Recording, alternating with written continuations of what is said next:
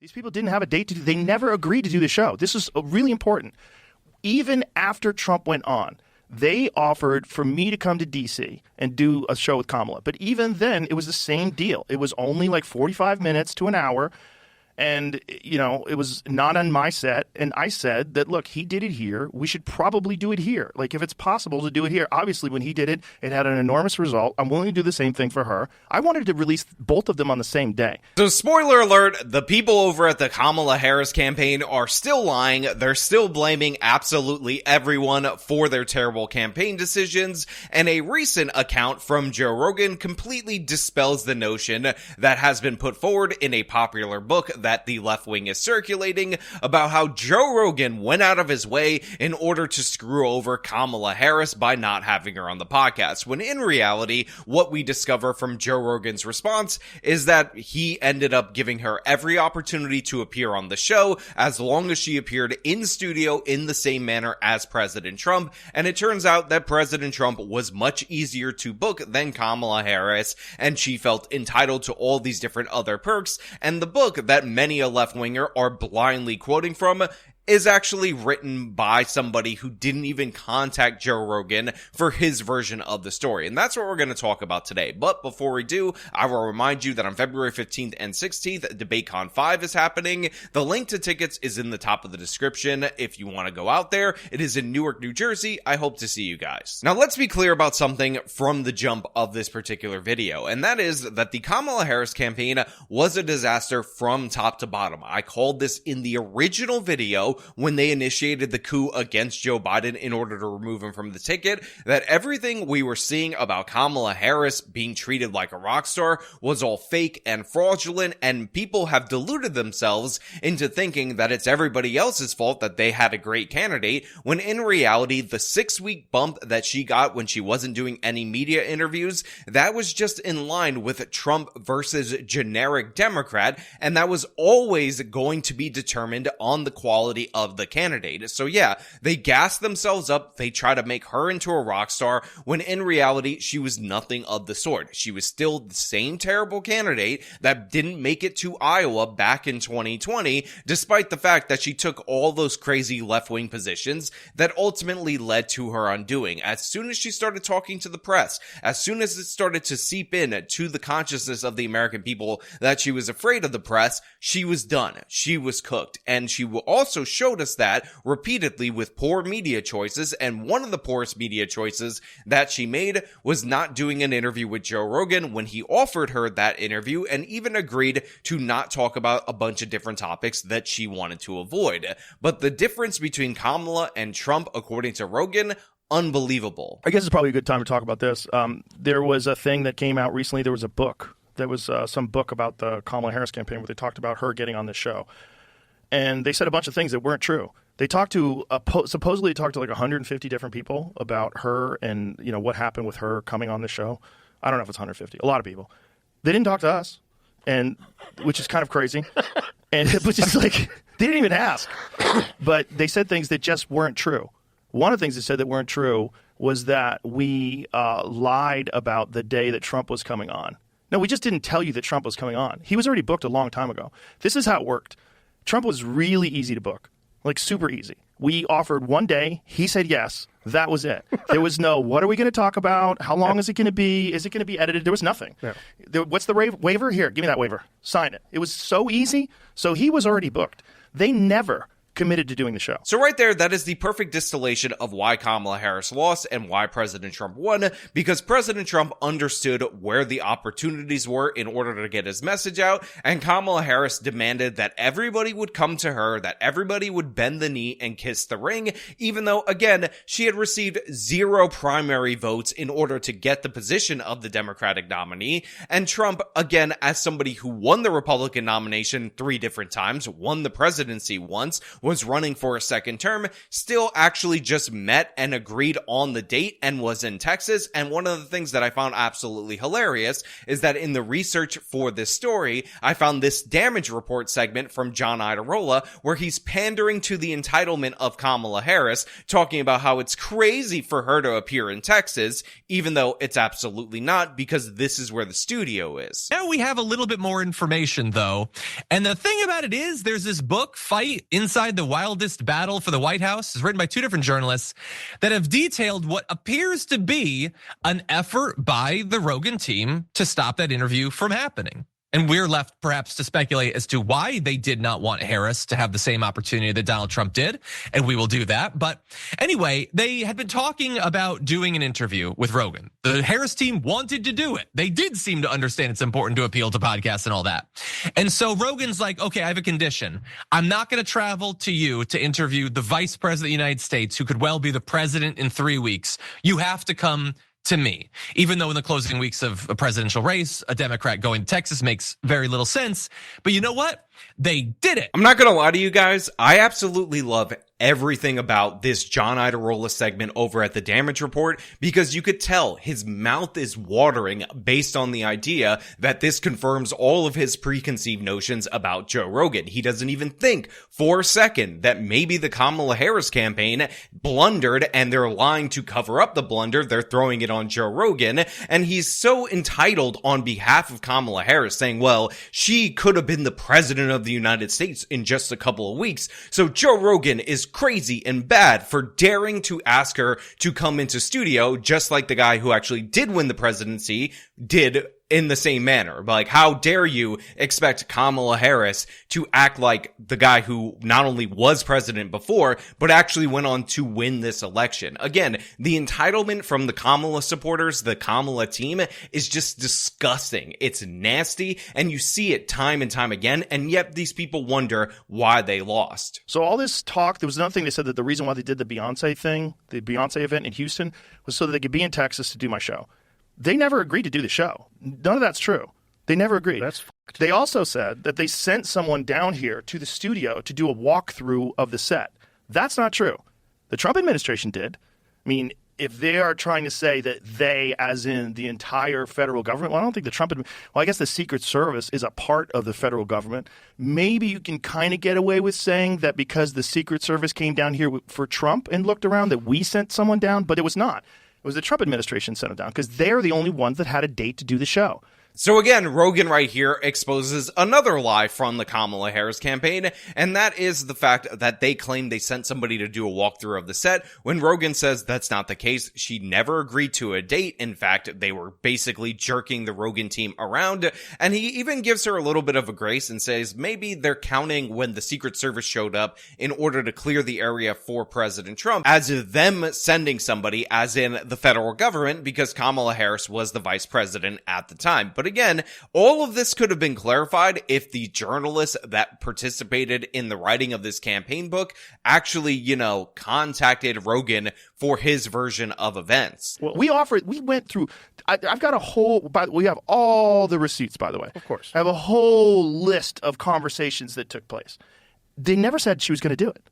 So this whole idea that we f***ed her over and then we her over for Trump, incorrect. Just not true.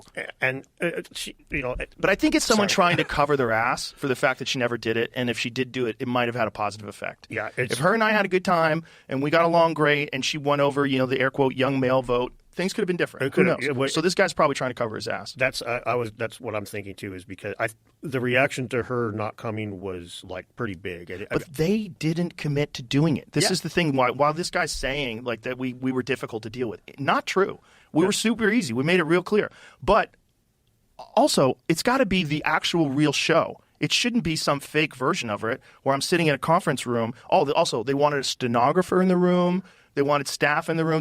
Trump was just in here by himself. Yeah. Just me, him, and Jamie. That's it. For 3 hours. Like, they wanted to do everything. They wanted it very controlled, and they were really concerned that it wasn't going to be edited. So I don't think they ever really were sure they wanted to do it. So one of the reasons why I 100% believe Joe Rogan and 0% believe the Kamala Harris campaign is everything he's saying rings true. Everything their campaign and this book is saying is absolutely nonsensical and false. So this idea that Rogan was supposed to come for a limited media appearance to DC and do the interview on her terms, again, kiss the ring, bend the knee to Kamala Harris, we saw that actually come to fruition when the Call Her Daddy girl ended up doing her show with Kamala Harris in DC, and they spent over $100,000 in order to build a fake set to replicate the one that they previously had. And by the way, Kamala Harris was in Los Angeles many a times doing fundraisers. She could have done the show in that girl's studio, but guess what? She didn't do the show there because, spoiler alert, she obviously feels like these lower tier media personalities need to come to her. And again, this is all the entitlement that the voters saw and the voters rejected. Yeah. Then once Trump did it and it had this huge response, I think then it was like, what the fuck? What are we doing? He just did it. It's got 50 million views. This is so stupid. Why didn't we do it? And so then there was, even then, when they offered to do it in DC, my manager asked, is she committed to doing this? If I bring this to Joe, no.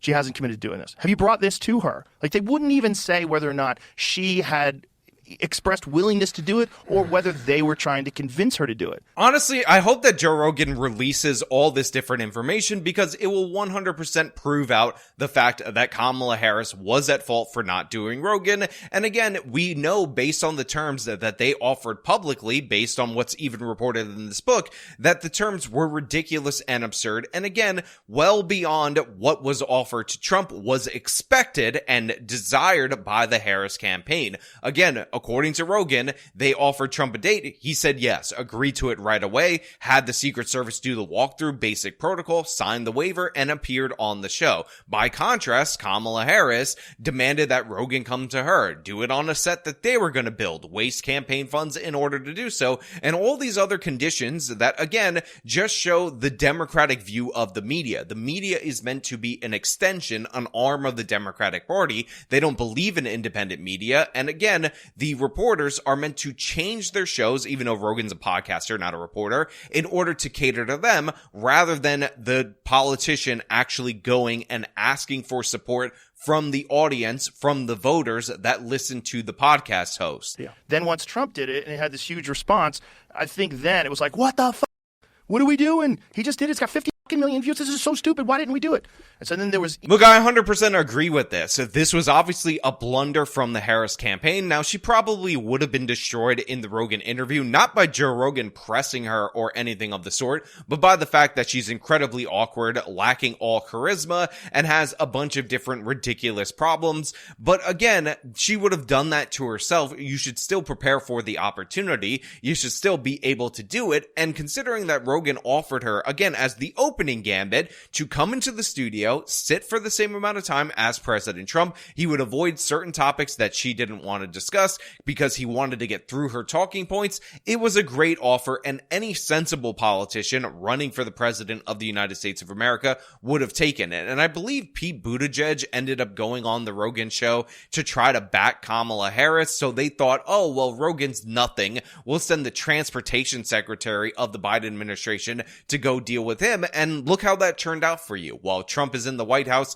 making actual policy decisions, Kamala Harris is back in her home doing absolutely nothing, pretending that she's going to run in 2028 in order to get some more money in her pockets, maybe saying she's going to run for governor in 2026 when nobody wants her in any of those positions. Hey guys, editing Sean here. I know somebody's going to catch this, but Pete Buttigieg was not the one who actually went on Rogan. He went on Jubilee instead. The person I'm thinking of is John Fetterman, who went on as somebody to represent Team Kamala during the campaign, which again, when Trump and Vance go on Rogan, they do all these podcasts, is a poor substitute. A random guy who was a senator that's not connected to the campaign or connected to the ticket doesn't make any sense, in my opinion. I mean, let's be honest, people. There is no way that you can read what is written down in the excerpts of that book that have made their way online and then listen to Rogan and tell me that those excerpts are more reliable and more fact-based and sound more true than what Rogan is saying. It is absolutely 100% logical that Kamala Harris would want a stenographer in the room, would want to control it, would want a fake version of the show, because that's what she did throughout the course of her campaign. Repeatedly, interview after interview was staged, fake sets were built, they were in DC, all these different parameters were met, and obviously she was angry about the editing. And by the way, Rogan was talking about this way back when, even before the election, that was something that was going to bother her, even though we saw the unedited version of the Trump podcast was absolutely 100% effective. This is the trick that the Democrats always want to do. They want to make all these different various demands. They expect, because the mainstream media complies all the time, full compliance, and when they don't get it, they attack you as some kind of evildoer, when in reality, nothing could be further from the truth. We know for sure there were some people that were supposedly on her staff that were against her doing it. They thought it was because it's a bunch of wokesters. They're basically in a cult. You have a Again, this is also true. We've seen reporting time and time again that shows that people on the Kamala staff were definitely against her doing the show. They were like, Joe Rogan, evil white racist, white supremacism. Oh my God, you would be alienating your woke, trans, non-binary, all these different various people by daring to sit down with them. And Rogan makes it clear that he was even thinking about bending his principles in order to cater to Kamala Harris. But then he saw the Bret Baier interview and he was like, no way. Look, if you're willing to go on Fox News, you talk to, what's that guy's name, Brett Breyer? Yeah. Where they cut that off after 20 minutes. When they did that, that's when I was like, look, it's got to be in the studio. It's got to be in the studio, and it's got to be real. It's got to be a real conversation. I had entertained a couple of times going to it, but I was like, 45 minutes is just not enough. You and I have been talking an hour and a half already. Yeah. Yeah, it's just it's not enough time. Yeah, again, also sounds 100% true. Rogan wanted more time. He's like, you can't have the fully fleshed out conversation with such time constraints. And that is in reality what they were afraid of, what they're terrified of. They didn't want you to know the real Kamala Harris because they were trying to meticulously craft an image of her that was not reflected by the reality. And this is honestly absolutely embarrassing for Kamala Harris. It's embarrassing, or should be embarrassing, for the supposed journalist that wrote the book, that they didn't even go out and get Rogan's side of the story. Absurd, ridiculous, insane. But again, those are just my thoughts. I want to know what you guys think down in the comments below. Do you believe Kamala Harris? I know you don't, obviously. Or do you believe Joe Rogan, even though it's clear he's telling the truth? If you like this video, show him by leaving a like, subscribe for more content, follow me on my social media, support me via the support links in the description of this video. This has been me talking about the entitlement of Kamala Harris. Till next time.